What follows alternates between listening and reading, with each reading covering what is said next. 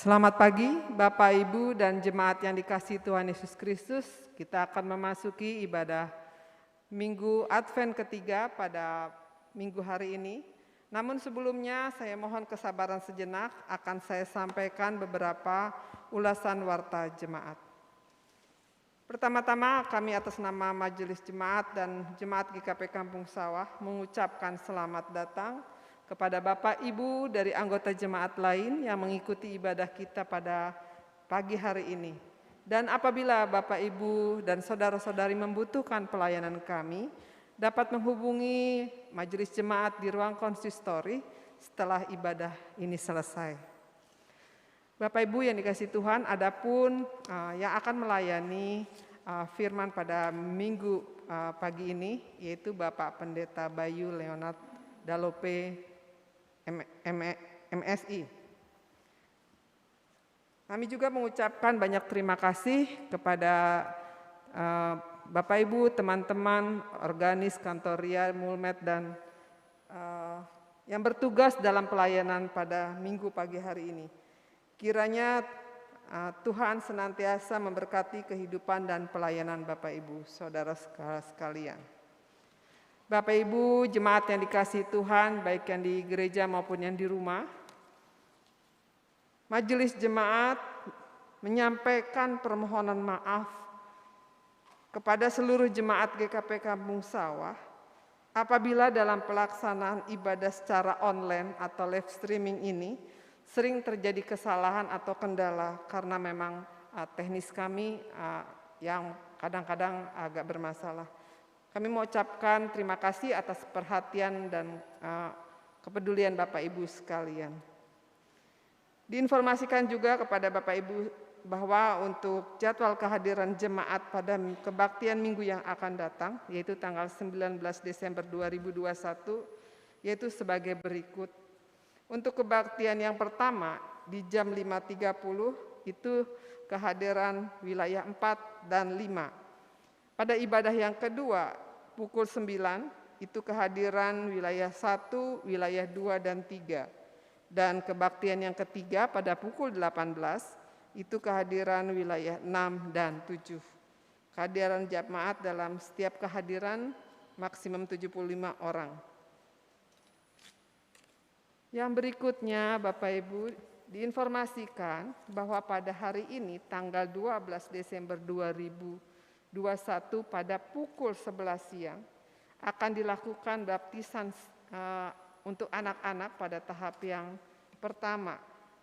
Untuk nama-nama bisa Bapak Ibu membaca di lembar warta yang telah dibagikan di wilayah masing-masing dengan jumlah anak 11 anak. Dan untuk tanggal 19 Desember 2021 pada jam yang sama, jam 11, juga akan dilakukan sakramen baptisan anak dengan jumlah anak 12 anak. Disampaikan juga untuk persiapan liturgis bagi anak-anak yang akan dibaptiskan pada tanggal 19 Desember yang akan datang, akan dilaksanakan pada hari Jumat, tanggal 17 Desember 2021, pada pukul 19 atau jam 7 malam bertempat di gedung gereja. Mohon dukungan dari warga jemaat dan kehadiran para orang tua, dan mohon maaf bila ada kesalahan dalam penulisan nama anak-anak. Berikutnya tentang kebaktian kategorial dan kebaktian rumah tangga. Diinformasikan kepada seluruh warga jemaat bahwa sehubungan dengan memperingati hari kelahiran Tuhan Yesus, yaitu Natal tahun 2021 dan menyongsong tahun baru 2022, maka kebaktian kategorial dan kebaktian rumah tangga untuk sementara diliburkan mulai minggu ketiga Desember 2021 sampai dengan minggu kedua bulan Januari tahun 2022. Mohon perhatiannya untuk kita semua. Selanjutnya, berita kelahiran. Telah lahir seorang anak perempuan dari pasangan keluarga Bapak Oscar Melton Tumakaka dan Ibu Andine Sri Widaryati Yuningsih, anggota wilayah 2, yaitu pada hari Jumat tanggal 10 Desember 2021. Anak terkasih diberi nama Gracial Manuela Tumakaka. Majelis Jemaat dan warga jemaat mengucapkan selamat kepada keluarga yang berbahagia. Teriring doa, kiranya Tuhan senantiasa memberi berkat kesehatan dan kekuatan, serta kemampuan bagi kedua orang tua dalam mendidik dan membesarkan anak terkasih. Berikutnya berita klasikal, ini untuk Komisi Lansia, bahwa akan dilaksanakan kebaktian daring Komisi Lansia Klasis Bekasi yang akan dilaksanakan pada hari Jumat tanggal 17 Desember 2021 pada pukul 10 pagi dengan media Zoom meeting, dan adapun yang bertugas dari GKP Cikarang untuk para kaum lansia untuk ikut ambil bagian dalam kebaktian tersebut. Berikutnya diinformasikan dari kantor Sinode GKP bahwa diinformasikan kepada warga jemaat bahwa dalam rangka perayaan Natal 2021 dan Tahun Baru 2022, maka kantor Sinode GKP libur mulai hari Selasa tanggal 21 Desember 2021 sampai dengan Jumat 31 Desember 2021 dan buka kembali pada hari Senin tanggal 3 Januari 2022. Untuk warta yang lain-lain, laporan keuangan atau tentang keuangan yang lainnya, berita yang lainnya Bapak Ibu dapat membaca di lembar warta jemaat yang telah disiapkan. Terima kasih atas perhatiannya, selamat beribadah, Tuhan Yesus memberkati.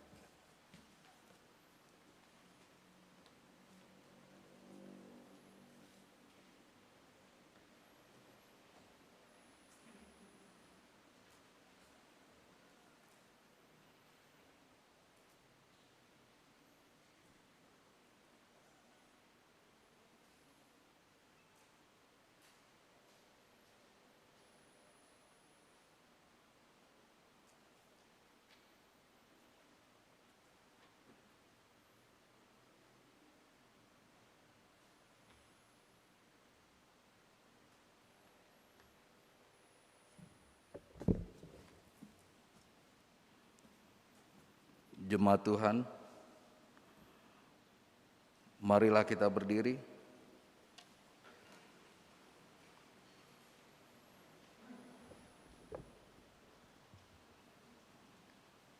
Saudara sekalian, bersukacitalah sebab penantian kita semakin nyata, inilah Advent ketiga.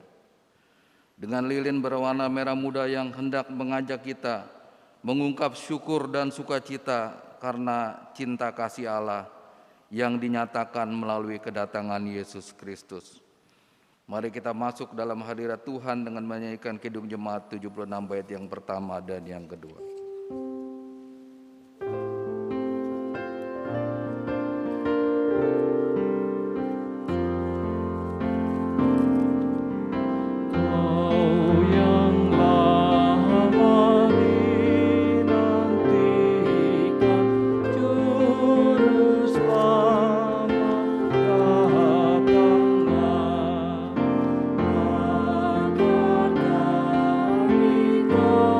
Suci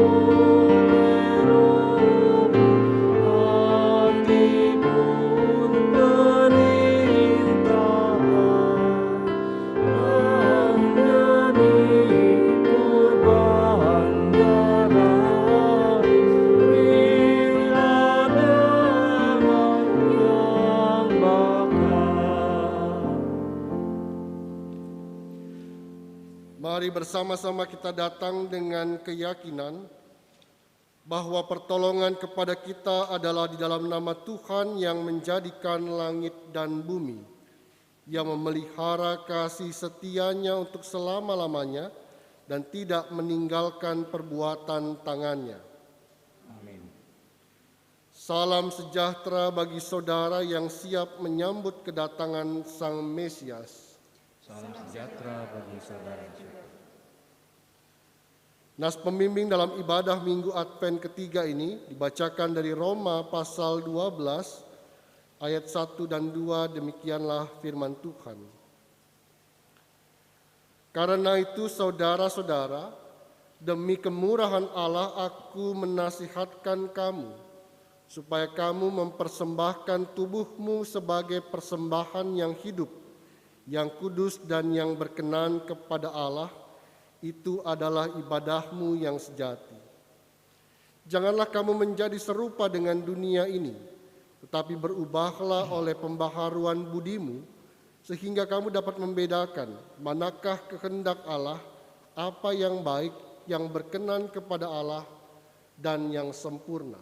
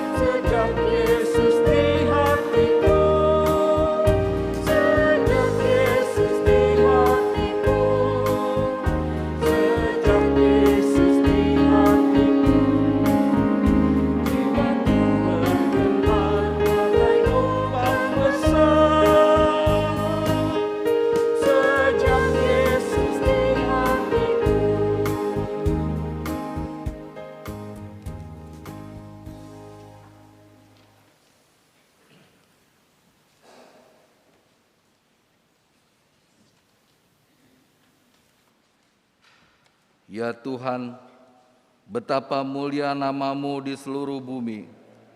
Kasih setia-Mu begitu nyata dalam kehidupan kami. Engkau mengangkat kami dari kehinaan menuju kemuliaan oleh karena cinta kasih-Mu.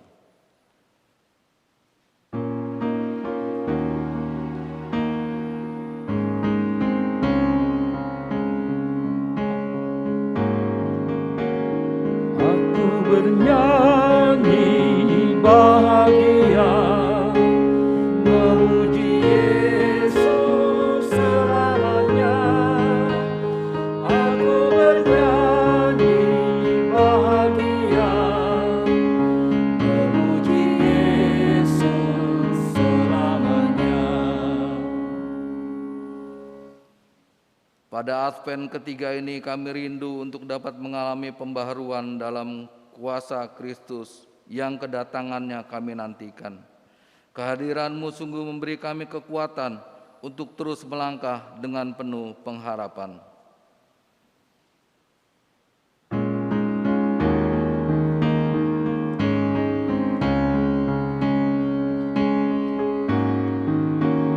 Aku bernyanyi bahagia, memuji Yesus selamanya. Aku bernyanyi bahagia,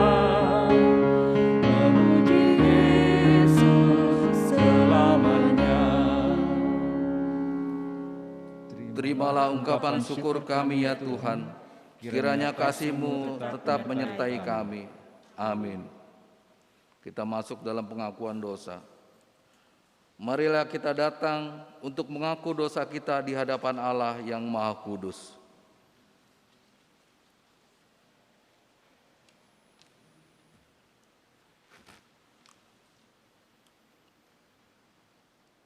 Ya Tuhan, kami mengakui bahwa kehidupan lama yang penuh kedagingan masih membelenggu diri kami. Hawa nafsu dan keegoisan masih menguasai kami. Sungguh, kami menyadari bahwa hidup yang penuh tantangan, tapi juga kesempatan ini seringkali membuat kami terlena dengan pencapaian diri kami sendiri, sehingga kami melupakan Engkau, sumber hikmat dan pengetahuan. Betapa hidup kami gersang dan hampa ketika hati kami kehilangan damai sejahtera dari-Mu ya Tuhan. Ampunilah kami ya Kristus. Amin.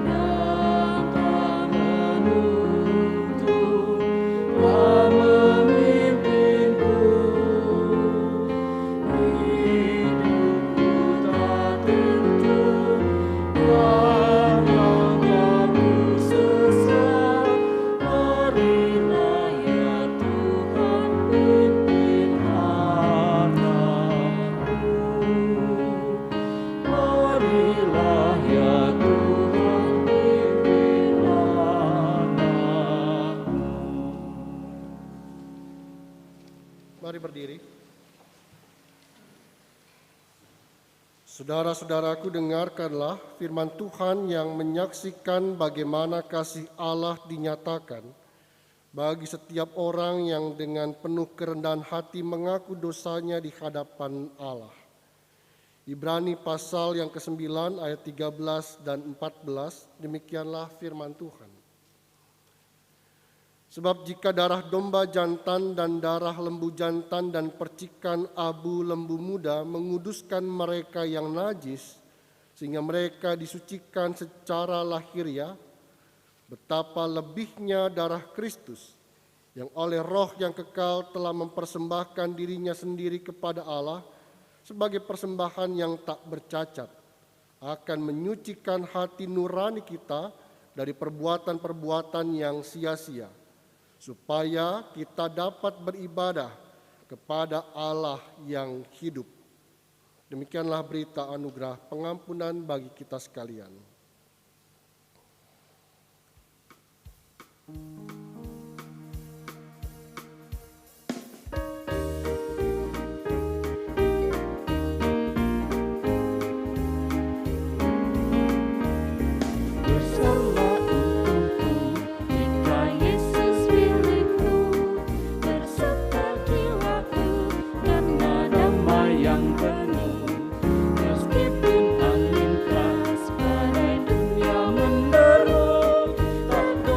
Hati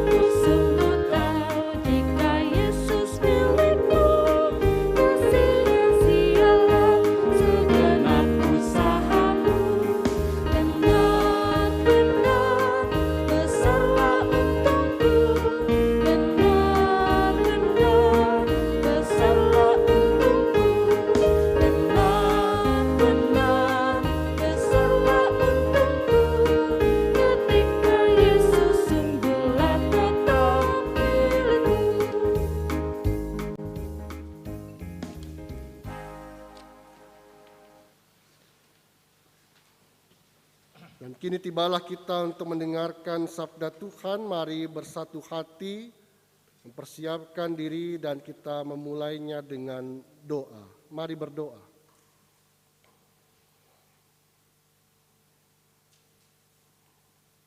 Kiranya besarlah untung kami ketika Tuhan menyelamatkan kami. Itu berarti ada kesempatan hidup yang masih kami jalani sebagai perkenanan Tuhan bagi setiap orang yang mau mengubah dirinya. Dan kini ya Tuhan, kami tahu cara mengubah diri, memperbaharui diri melalui kebenaran firman-Mu yang dapat kami ketahui dari pemberitaan sabda Tuhan. Di tengah keterbatasan pikiran dan perasaan kami, di tengah bisingnya aktivitas hidup dan persoalan hidup, maka bimbingan Roh Kudus kami butuhkan untuk memahami kebenaran firman, sehingga firman itu tidak berlalu begitu saja, melainkan sungguh-sungguh kami hayati dan kami lakukan dalam kehidupan sehari-hari. Ya Allah, bersabdalah kepada kami, sebab kami sedia untuk mendengarkannya. Demi Kristus Yesus kami berdoa. Amin. Mari kita membuka kitab Zefanya pasal 3 ayat 14 sampai dengan 20. Zefanya pasal 3 ayat 14 sampai dengan 20. Mari membaca dan menyimaknya. Bersorak-sorailah hai putri Sion, bertempik soraklah hai Israel. Bersukacitalah dan beria-rialah dengan segenap hati hai putri Yerusalem. Tuhan telah menyingkirkan hukuman yang jatuh atasmu, telah menebas binasa musuhmu. Raja Israel, yakni Tuhan, ada di antaramu. Engkau tidak akan takut kepada malapetaka lagi. Pada hari itu akan dikatakan kepada Yerusalem, janganlah takut hai Sion, janganlah tanganmu menjadi lemah lesu. Tuhan Allahmu ada di antaramu sebagai pahlawan yang memberi kemenangan. Ia bergirang karena engkau dengan sukacita. Ia membaharui engkau dalam kasih-Nya. Ia bersorak-sorak karena engkau dengan sorak-sorai, seperti pada hari pertemuan raya. Aku akan mengangkat malapetaka daripadamu, sehingga oleh karenanya engkau tidak lagi menanggung celah. Sesungguhnya pada waktu itu aku akan bertindak terhadap segala penindasmu, tetapi aku akan menyelamatkan yang pincang, mengumpulkan yang terpencar, dan akan membuat mereka yang mendapat malu menjadi kepujian dan kenamaan di seluruh bumi. Pada waktu itu, aku akan membawa kamu pulang, yakni pada waktu aku mengumpulkan kamu, sebab aku mau membuat kamu menjadi kenamaan dan kepujian di antara segala bangsa di bumi, dengan memulihkan keadaanmu di depan mata mereka. Firman Tuhan. Demikianlah pembacaan Alkitab. Berbahagialah orang yang mendengarkan firman Tuhan serta memeliharanya. Maranatha.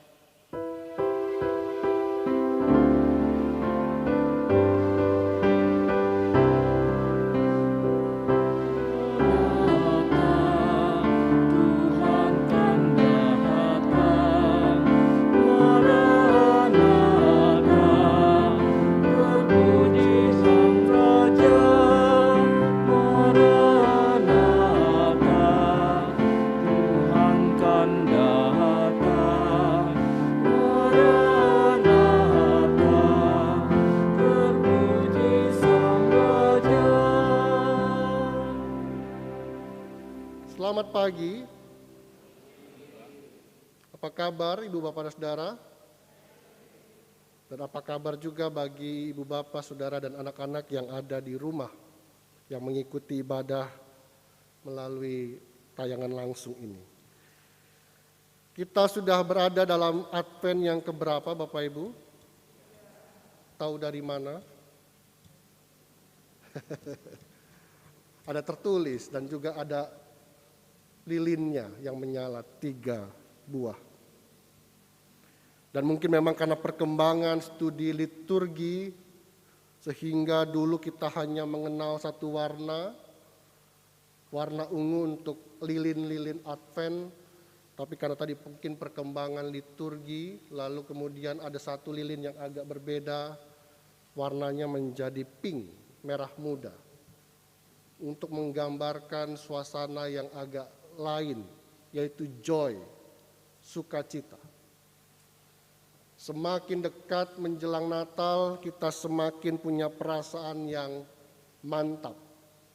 Dimulai dari pengharapan, kemudian ada cinta kasih, lalu sekarang sukacita, dan minggu depan kita menghayati kedamaian. Setelah itu kita menyambut Natal. Dan karena itu kiranya kita semakin bersukacita menyongsongnya. Dan karena itu Ibu Bapak dan Saudara sekalian yang dikasihi Tuhan, saya baru sadar lagu nyanyian rohani Pelangi Sehabis Hujan. Ternyata liriknya, syairnya mirip dengan PKJ 164. Jalan hidup tak selalu. Ada yang memperhatikan itu? Kalau lagu Pelangi Sehabis Hujan kan begini. Seperti pelangi sehabis hujan, dan seterusnya. Lalu PKJ 164, ada yang tahu refrennya? Habis hujan tampak pelangi, dan seterusnya. Ternyata kalau diperhatikan memang mirip sekali bait pertama PKJ 164 dengan lagu nyanyian rohani tadi. Meski tadi perbedaannya di bagian notasinya, tetapi punya kandungan yang sama, yaitu bahwa kedua lagu itu ingin menggambarkan sebuah gambaran yang dapat kita jumpai dari alam yang kita miliki ini, yaitu kondisi sehabis hujan akan datang pelangi. Mungkin memang tidak selalu gitu ya, tetapi ada fenomena alam bahwa sehabis hujan akan datang pelangi. Jikalau masih ada sinar matahari, mungkin kita tidak merasakannya atau tidak menyadarinya. Tapi selagi masih ada pancaran sinar matahari yang memancarkan pada butir-butir air, maka dia akan membiaskan cahaya itu dan menghasilkan cahaya warna-warni, yaitu pelangi. Sehabis hujan datang pelangi. Tentu bukan hujan yang hujannya yang menyenangkan gitu ya. Kan ada hujan yang menyenangkan, hujan yang meneduhkan, hujan yang menyejukkan. Mungkin bagi anak-anak sekolah dulu kalau ada hujan kayaknya senang sekali. Itu berarti nggak sekolah gitu ya. Atau orang dewasa juga demikian. Di tengah penatnya pekerjaan, aktivitas, lalu ada hujan yang meneduhkan, menyejukkan. Apalagi setelah di awal-awal hujan terciumlah bau tanah, itu sesuatu yang menyegarkan. Tetapi lagu ini bukan hujan yang seperti itu. Hujan yang agak berbeda. Hujan yang dahsyat, hujan yang disertai dengan awan hitam yang tebal, disertai dengan angin kencang, mungkin juga dengan guntur. Hujan yang menakutkan, dan hujan yang menakutkan itu pasti diakhiri dengan datangnya pelangi. Kurang lebih seperti itu lagunya kan? Ada penderitaan, ada kesengsaraan, pasti diakhiri dengan sebuah keindahan dan kesukacitaan. Itu sebuah keyakinan iman. Bukan sesuatu yang mungkin mudah ditangkap secara logika. Tetapi kita merasakan, habis hujan ada pelangi, lalu diperhatikan, ada di foto, pasti sangat indah. Karena pelangi adalah simbol keindahan. Karena itu lagu habis hujan tampak pelangi atau seperti pelangi sehabis hujan Saya ingin mengatakan dua lagu inilah gambaran besar dari kitab Zefanya. Kitabnya cuma terdiri dari 3 pasal. Mungkin nanti Ibu Bapak punya waktu untuk membacanya secara utuh. Dari 3 pasal pendek itu, maka di pasal 1 sampai pertengahan pasal 3, isinya berita tentang penghukuman dan hukuman. Hujan dahsyat, hujan besar yang menyapu manusia, menyapu hewan-hewan, dan membinasakan apapun yang diterjangnya. Yaitu hukuman dan penghukuman kepada kerajaan Yehuda, Israel Selatan, dengan ibu kotanya Yerusalem. Tetapi hukuman yang juga diberikan kepada bangsa-bangsa lain di sekitar kerajaan Yehuda. Kalau dibaca, mengerikan. Pasal 1 sudah berisi tentang penghukuman. Pasal 2 ditemukan lagi tentang pasal hukuman kepada bangsa-bangsa lain. Pasal 3 kita bertemu lagi dengan perikop hukuman kepada Yerusalem. Dan penghukuman dan hukuman itu oleh Zefanya disebut dengan hari Tuhan. Dikatakan oleh Zefanya dengan tegas, hari Tuhan sudah dekat. Sudah dekat hari Tuhan yang hebat itu. Sudah dekat dan datang dengan cepat sekali. Hari Tuhan yang oleh kebanyakan orang dianggap dan diartikan sebagai kiamat akhir yang dari segala zaman. Semuanya ditandai dengan tanda-tanda zaman. Ada bencana alam, ada peperangan dan bangsa melawan bangsa, kerajaan melawan kerajaan dan seterusnya. Ada banyak kejahatan dan tipu muslihat. Tanda-tanda itu semakin tampak.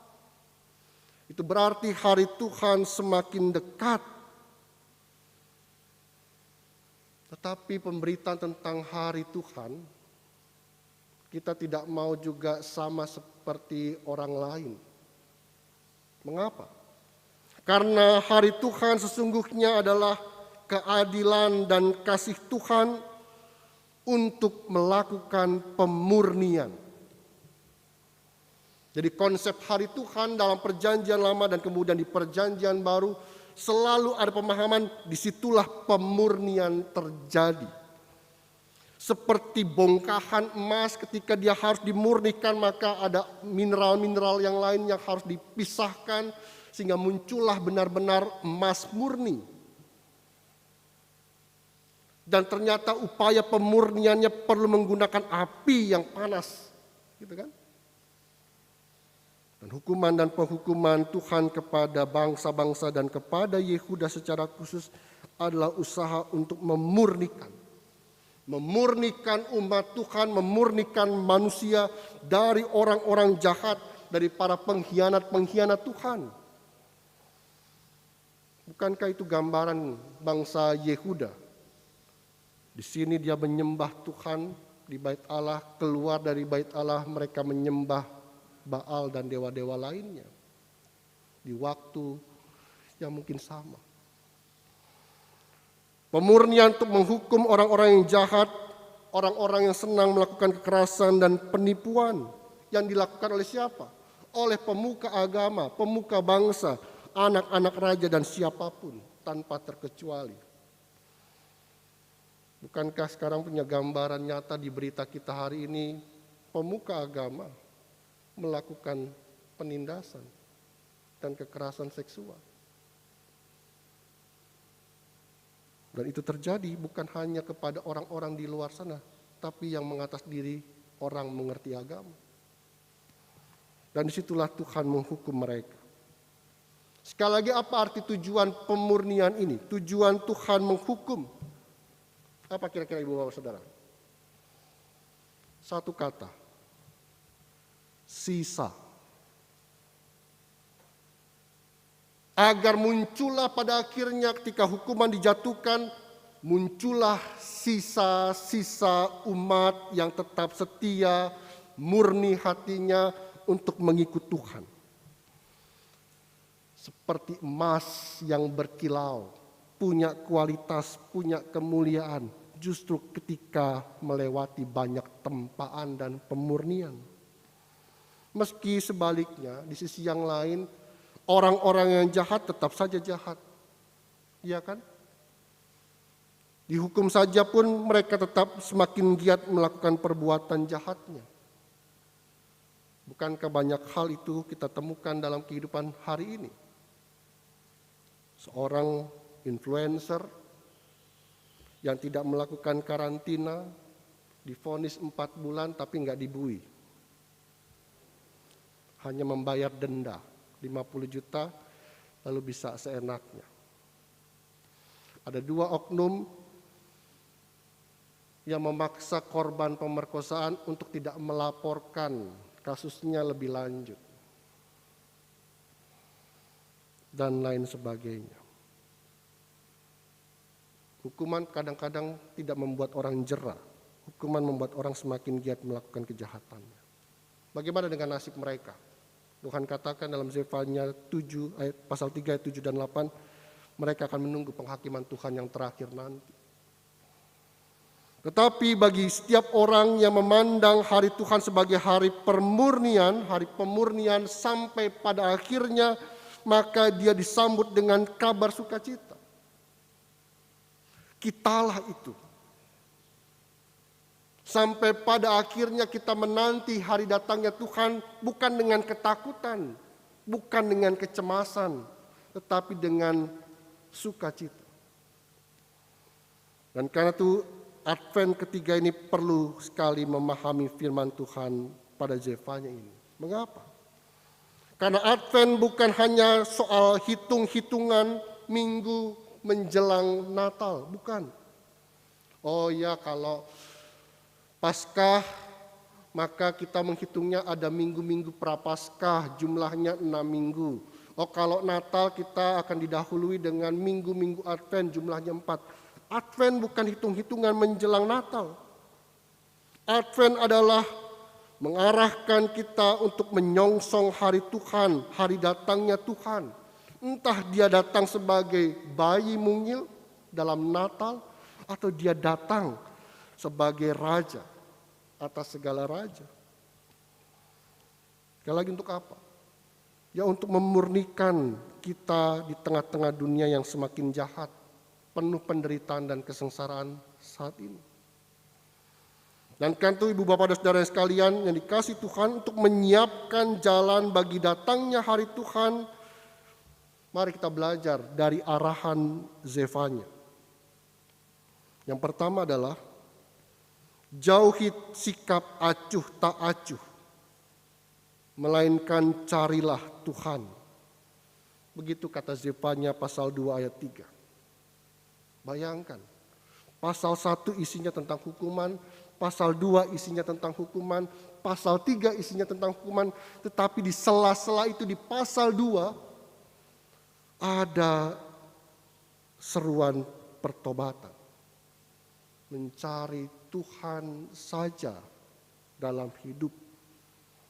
Mengapa begitu ibu bapak saudara? Karena orientasi hidup kita ini sudah kacau. Semakin hari semakin kacau.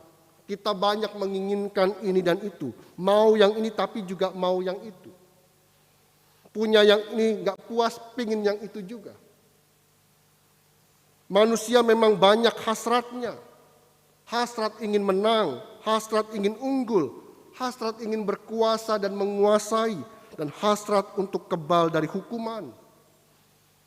Seperti orang-orang tadi. Karena punya kekuasaan kadang-kadang jadi kebal hukum. Dan karena itu mengapa kita perlu mencari Tuhan dalam kasih dan keadilannya. Karena kita tahu dengan cara itulah hidup akan lebih baik. Biarlah orang jahat akan tetap menjadi jahat dan tunggu penghakiman terakhir. Tetapi orang-orang yang sisa-sisa ini yang akan dimurnikan sampai pada akhirnya, mari carilah Tuhan. Kalau Tuhan perintahkan mengasihi, ia mengasihi tanpa tendeng aling-aling. Ketika Tuhan perintahkan bertindak adil, jadilah adil sejak dari diri sendiri. Ketika Tuhan perintahkan jangan menyeleweng, hiduplah di jalan yang lurus dan benar. Itu prinsip cari Tuhan. Bukan berorientasi pada hal-hal yang lain di luar sana. Kita ingin mencapai yang ini, tetapi juga kepikiran yang itu juga. Dan seterusnya, dan seterusnya. Lupa terhadap Tuhan. Itu yang pertama. Tuhan perlu kita cari. Yang kedua, mari membaharui hidup dalam kasih Tuhan untuk menyenangkannya. Ada lagu-lagu rohani bagi anak-anak muda, mungkin anak muda sangat senang menyanyikannya, menyenangkanmu. Itulah kerinduanku, kata anak-anak muda. Dan karena itu Zefanya mengatakan, untuk menyenangkan Tuhan maka memperbaharui hiduplah dirimu. Bayangkan dalam Zefanya, Tuhan digambarkan sebagai Tuhan yang turut bergirang, bersuka cita, bahkan bersorak-sorak karena melihat sisa-sisa umatnya selalu membaharui hidup dan memurnikan diri. Tuhan digambarkan seperti manusia, dia bisa bersuka cita, bisa bergirang, bisa bersorak-sorai karena melihat umatnya yang sisa tadi tetap memperbaharui hidup. Dan karena itu membaharui hidup menjadi perlu untuk menyenangkan Tuhan. Ibu Bapak dan Saudara, kalender gerejawi, kita tidak memahami bahwa gereja memulai tahun itu dengan Januari. Tidak. Tahun baru itu bukan Januari. Tahun baru dalam kalender gerejawi adalah Advent. Dan kita sudah memasuki tahun C. Ada 3 tahun dalam kalender gerejawi. Tahun A, tahun B, dan tahun C. Dan selalu siklus tahunannya dimulai dari Advent. Terakhir Minggu Kristus Raja. Selalu begitu. Itu berarti Advent mengandung makna pembaharuan. Seperti kita merasakannya setiap Januari, ingin memperbaharui hidup. Kita mulai dari Advent. Dan karena itu pemahaman kita tentang nas pembimbing tadi, Roma 12 ayat 2, janganlah kamu menjadi serupa dengan dunia ini, tetapi berubahlah oleh pembaharuan budimu, sehingga kamu dapat membedakan manakah kehendak Allah, apa yang baik, yang berkenan kepada Allah, dan yang sempurna. Membaharui hidup, memahami Roma 12 ayat 2 tadi, itu sangat penting. Mengapa? Agar kita tidak jadi sama dengan dunia yang jahat ini, maka kita memiliki cara pandang dan cara berpikir, serta cara bertindak yang berbeda. Ketika manusia-manusia dipenuhi dengan hasrat, maka hidup kita dituntun oleh hikmat. Oke, benar, sama-sama akhirannya ad, tetapi hasrat dan hikmat berbeda. Dengan hikmat kita dapat membedakan yang baik dan yang jahat, yang benar dan yang salah. Kalau masih ada kurang-kurangnya, ya disempurnakan. Itu hikmat. Dan mari kita membaharui hidup dalam menyongsong hari Tuhan. Ketiga dan terakhir, gong dari perayaan Advent ketiga adalah sukacita, joy. Karena itulah pembacaan kita tadi dimulai dengan bersorak-sorailah. Itulah spirit Advent ketiga. Mengapa? Bukan hanya Tuhan telah meniadakan kesengsaraan dan hukuman, telah membinasakan musuh-musuh kita, menjauhkan kita dari malapetaka. Tetapi yang terpenting adalah kesukacitaan kita karena Tuhan tinggal di antara kita. Ayat 15 dan 17 mengatakan begitu. Tuhan Allah ada di antara kita. Bukankah itu pemahaman kita selama ini? Kita menyongsong Natal melalui Advent-Advent yang kita lalui. Mengapa? Karena kita ingin menyambut Sang Immanuel, Allah beserta dengan kita. Zefanya sudah menyatakan itu lebih dahulu. Bahwa Tuhan tinggal di antara kita. Itulah kesukacitaan kita dari firman Tuhan hari ini. Tetapi Ibu Bapak, ada konsekuensi kalau kita ingin Tuhan tinggal di antara kita. Apa konsekuensinya? Konsekuensinya kita menjadi keluarga, persekutuan, komunitas, dan jemaat Tuhan yang isinya adalah sisa-sisa itu yang sungguh-sungguh telah melewati pemurnian, mampu bersukacita menerima yang pincang. Yang pincang bukan saja hanya fisiknya, tetapi kehidupan rohaninya. Yang pincang bukan hanya mereka yang tidak punya kaki, tetapi yang tidak punya lagi pengharapan dalam hidupnya. Maka keluarga, persekutuan, jemaat mampu menerima yang pincang. Mengumpulkan yang terpencar, yang berarti yang terabaikan, yang dibuang, yang dikucilkan. Maka kita harus menyambut mereka. Sehingga dalam persekutuan dan keluarga kita tidak ada orang yang diabaikan. Maka Tuhan akan tinggal di antara kita. Dan kita mau membangkitkan mereka yang dipermalukan. Minggu lalu Pak Pendeta William memulainya dengan berita tentang seorang perempuan yang harus mengakhiri hidupnya di pusaran bapaknya oleh karena 2 kali dia harus melakukan aborsi dan pelakunya tidak ditindak. Berita yang juga sedang marak hari ini. Dia sudah dipermalukan dalam hidupnya, semakin dipermalukan oleh keluarganya. Dan kita mau menjadi komunitas dan keluarga yang Tuhan tinggal di dalamnya karena kita mau membangkitkan orang-orang yang hidupnya dipermalukan. Karena itu mari bersama-sama kita membangun persekutuan jemaat seperti itu. Agar apa? Agar semua orang yang menjadi bagian di tengah-tengah jemaat kita, di tengah-tengah keluarga kita, selalu punya kerinduan berada di tengah-tengah persekutuan seperti itu. Bukankah ayat 20 tadi mengatakan, perasaan homi itu diperlukan. Apa itu perasaan homi? Orang selalu merasa ada di dalam rumah. Sehingga arti pulang menjadi sangat berarti.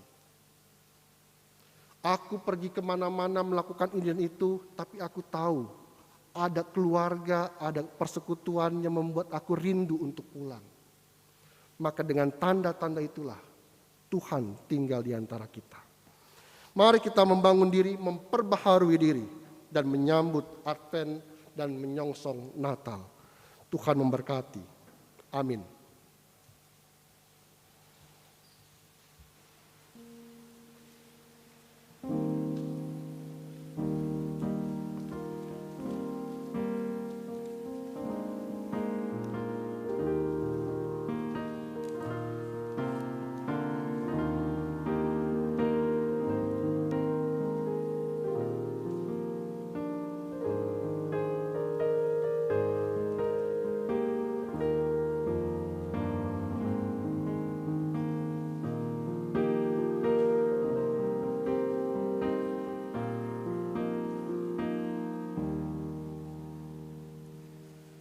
Bapak Ibu Saudara-saudari, mari kita bersama bangkit berdiri. Marilah kita bersama-sama menyatakan pengakuan iman kita bersama gereja dari segala abad dan tempat dengan berkata, Aku percaya kepada Allah, Bapa yang Maha Kuasa, Khalik langit dan bumi, dan kepada Yesus Kristus, anaknya yang tunggal, Tuhan kita, yang dikandung daripada Roh Kudus, lahir dari anak darah Maria, yang menderita di bawah pemerintahan Pontius Pilatus, disalibkan, mati dan dikuburkan, turun ke dalam kerajaan maut. Pada hari yang ketiga bangkit pula dari antara orang mati, naik ke surga, duduk di sebelah kanan Allah, Bapa yang Maha Kuasa, dan akan datang dari sana untuk menghakimi orang yang hidup dan yang mati. Aku percaya kepada Roh Kudus, gereja yang kudus dan am, persekutuan orang kudus, pengampunan dosa, bangkitan daging dan hidup yang kekal. Silakan duduk kembali.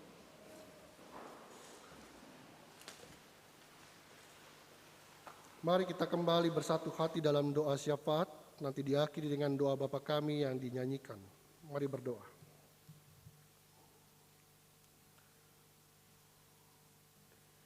Kiranya kini kami menjadi umat yang memaknai kembali apa arti hari Tuhan yang sedang kami songsong datangnya Tuhan dengan penuh sukacita, bukan dengan kekhawatiran dan ketakutan.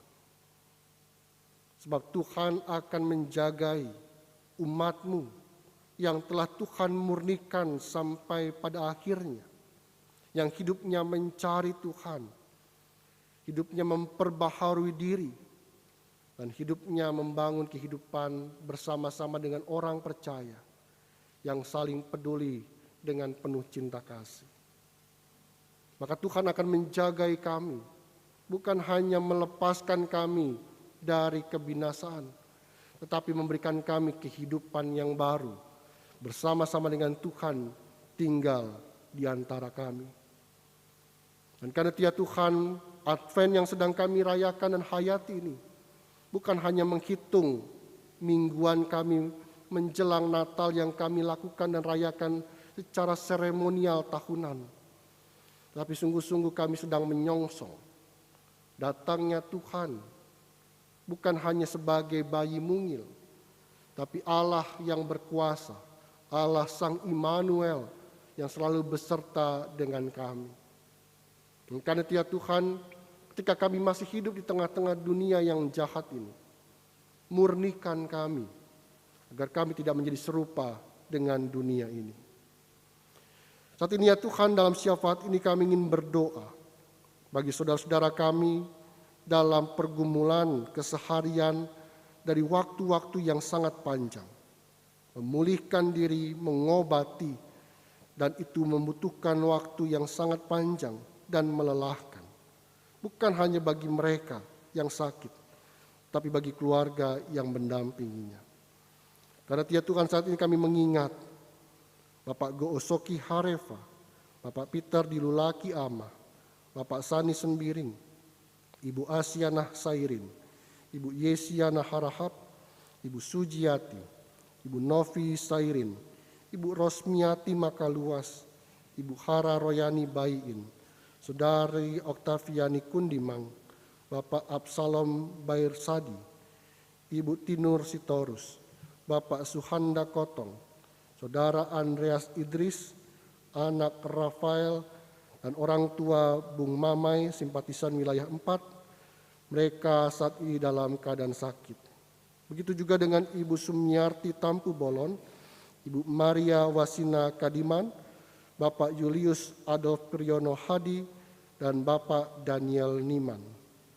Begitu pula dengan orang tua kami yang telah lanjut usia, yang telah merasakan pengalaman hidup baik suka maupun duka, dan mereka sedang menanti datangnya Tuhan.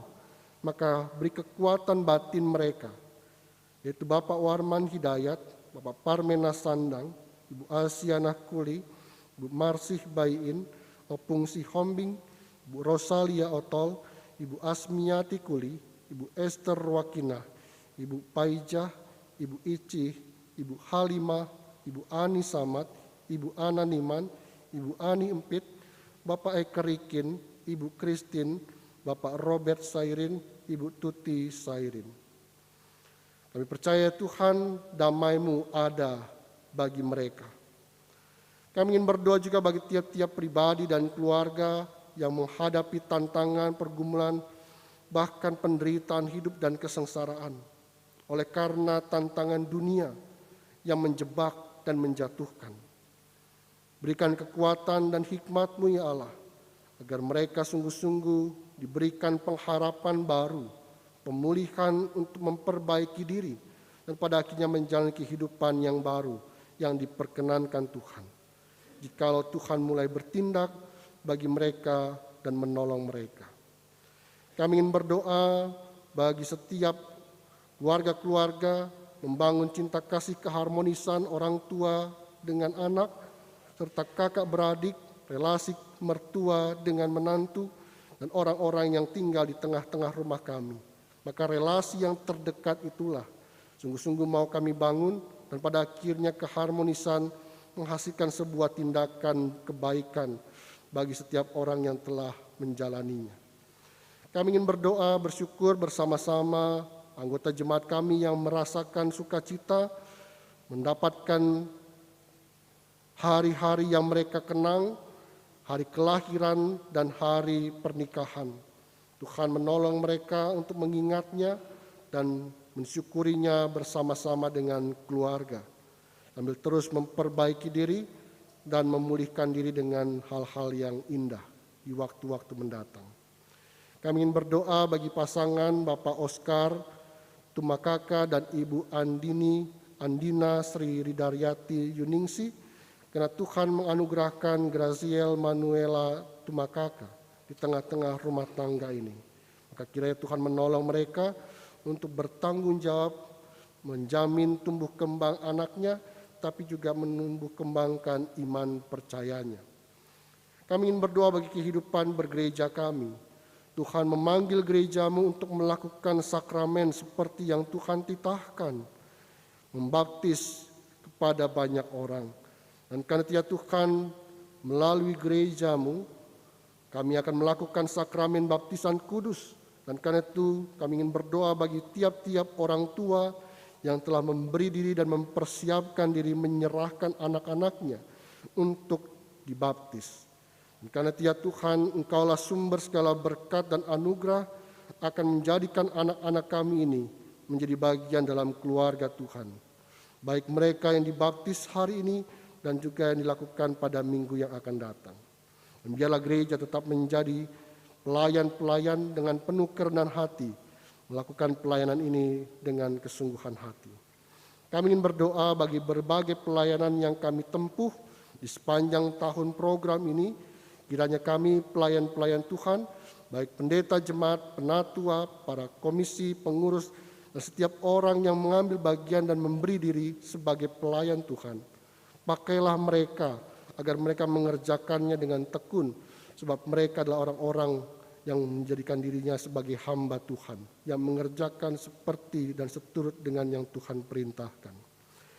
Kami ingin berdoa juga ya Allah, bagi kehidupan berbangsa dan bernegara kami. Kami bersyukur untuk berbagai upaya penanganan COVID melalui vaksinasi yang dikerjakan dan terus menggunakan masker. Maka kami percaya juga kiranya kami di tahun mendatang bisa menjalani kehidupan dan aktivitas seperti sedia kala. Karena Tuhan, kami mau mencapai itu dan juga melalui pertolongan Tuhan. Kami ingin berdoa bagi saudara-saudara kami yang tinggal di pengungsian oleh karena terdampak letusan Gunung Semeru. Kiranya Tuhan menolong mereka, memberkati mereka dengan uluran tangan orang-orang yang peduli kepada sesamanya, kepada akhirnya mereka tidak berkekurangan, mereka terhibur dalam penderitaan di pengungsian. Dan izinkan mereka pada waktunya nanti membangun diri dan menata kehidupan bermasyarakat di lereng-lereng Gunung Semeru. Kami ingin berdoa ya Tuhan, bagi penegakan hukum di tengah-tengah bangsa dan negara ini.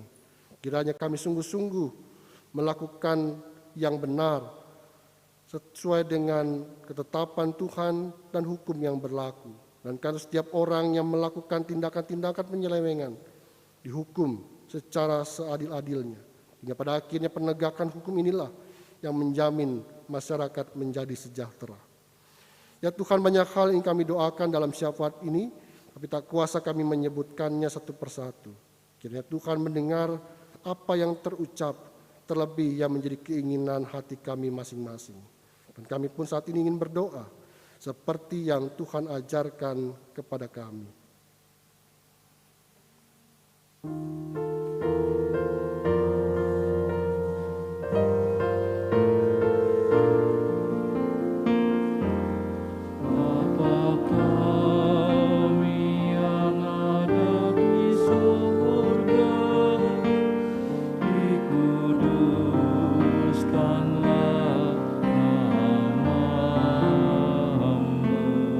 Datanglah kerajaan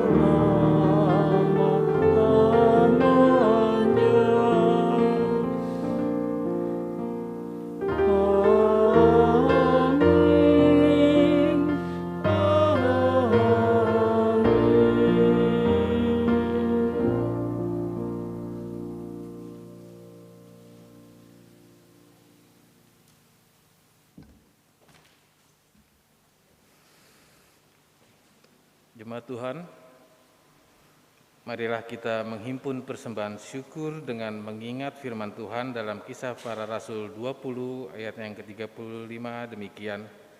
Dalam segala sesuatu telah kuberikan contoh kepada kamu bahwa dengan bekerja demikian kita harus membantu orang-orang yang lemah dan harus mengingat perkataan Tuhan Yesus, sebab Ia sendiri telah mengatakan, adalah lebih berbahagia memberi daripada menerima. Persembahan dapat dihimpun melalui kotak-kotak di sebelah kanan kiri Bapak, Ibu, Saudara-saudari yang telah disediakan. Dan ada kotak khusus di depan yang akan dialokasikan untuk sarana pelayanan. Dan persembahan juga dapat dihimpun melalui transfer ke rekening Gereja Kristen Pasundan dengan nomor rekening yang telah disediakan di Warta Jemaat. Dan persembahan akan diiringi dengan pelengkap Kidung Jemaat 265. Untuk itu kami persilakan.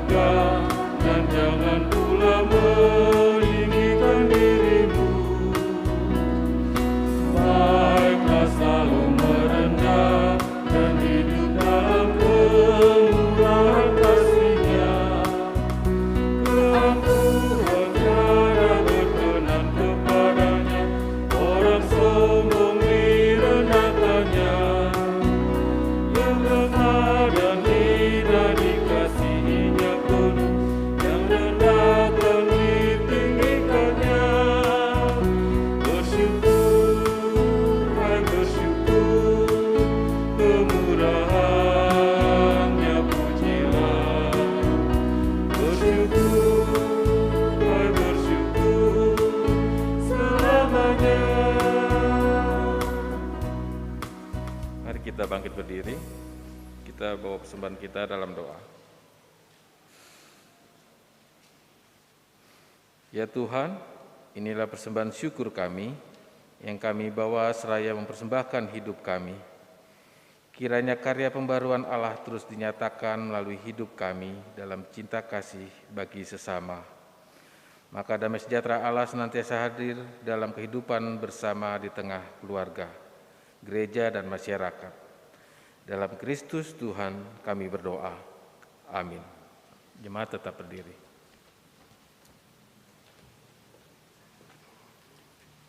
Ibu bapa dan saudara-saudara, sukacita dalam masa penantian akan kedatangan Kristus Sang Mesias mengundang kita juga untuk melanjutkan karya pembaruan Allah bagi dunia.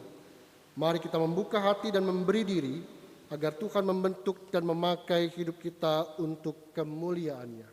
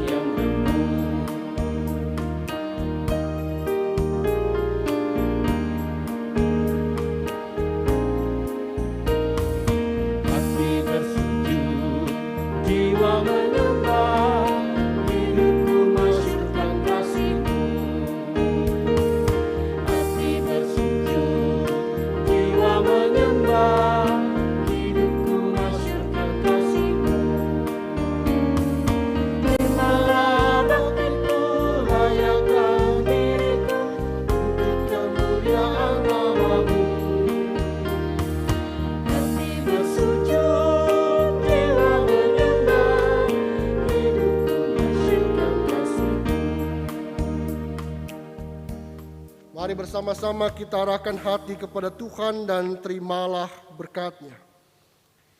Kasih karunia Allah Bapa, Anak, dan Roh Kudus menyertai saudara dari saat ini sampai selama-lamanya.